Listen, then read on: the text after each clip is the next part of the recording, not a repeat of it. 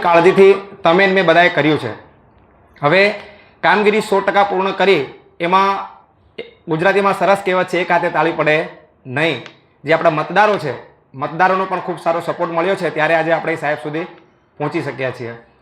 4 નવેમ્બરથી 4 ડિસેમ્બરના કાર્યક્રમ દરમિયાન આપણે મતદાર યાદીનું કાર્ય પૂર્ણ કરવાનું હતું, જેમાં સાહેબે કીધું ટૂંકા ગાળામાં, જે મારા બૂથની વાત કરું, મારે સાહેબ 854 મતદારો હતા.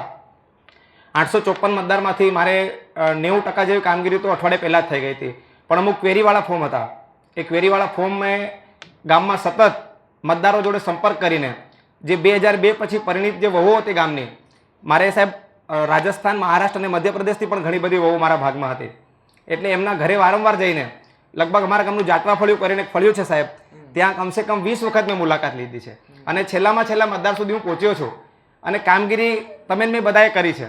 ઘણી વખત સર્વરની પણ એરર આવે છે, પણ એક દિવસ રાતે 11 વાગે સર્વર ચાલવાનું શરૂ થયું, 151 ફોર્મ કલેક્ટ હતા, તો સવારના 4:50 સુધી પણ મેં કામ કર્યું છે. ત્યારે આજે આપણે સાહેબ સુધી અહીંયા પહોંચી શક્યા છે. એટલે કહેવાનો મતલબ એટલો જ છે કે આપણે ધારી લઈએ કે કામ મારા ભાગે આવ્યું છે અને મારે કરવાનું જ છે, પછી રોદણા રડીએ તો કામ થાય નહીં. જો પૂરી નિષ્ઠાથી, જવાબદારીથી આપણા ભાગે આવેલું કામ આપણે કરીએ તો કામ અવશ્ય રીતે પૂર્ણ થાય. અને જે મારા 854 મતદાર હતા, એ તમામના ફોર્મ ભરી અને સબમિટ થઈ અને 100% કામગીરી પૂર્ણ કરેલ છે. માનનીય પ્રાંત સાહેબ પણ શનિવારે મારા બૂથની મુલાકાત લીધી હતી. જે મારા અમુક મહારાષ્ટ્રના જે 9 ફોર્મ હતા, જે મહારાષ્ટ્રની વહુ પરણીને આવેલી હતી, એમનો ડેટા ખુલતો નહોતો, નો રેકોર્ડ ફાવન આવતો હતો. તો સાહેબ એનું પણ મને સમાધાન આપી અને કામમાં મને મદદ કરી. લગભગ 4 દિવસથી એ 9 થી 10 ફોર્મ માટે મારું કામ પેન્ડિંગ હતું 100%માં.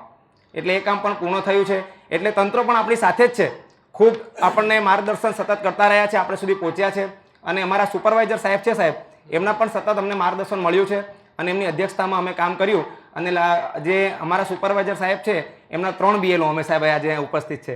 એટલે એમને પણ એમની જવાબદારી ખૂબ સારી રીતે નિભાવી અને એમને ગાઈડ કર્યા છે.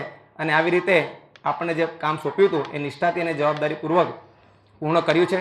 તંત્રનો ખૂબ સારો સપોર્ટ છે. એ બદલ ચૂંટણી પંચ અને જિલ્લા વહીવટીતંત્ર દાહોદનો પણ આભાર વ્યક્ત કરું છું. સાહેબે આ પ્રસંગે મને બોલવાની તક આપી એ બદલ આપણા સૌના લાડીલા જિલ્લા સમાહર્તા માનનીય કલેક્ટર સાહેબનો પણ આભાર. જય હિન્દ, જય ભારત.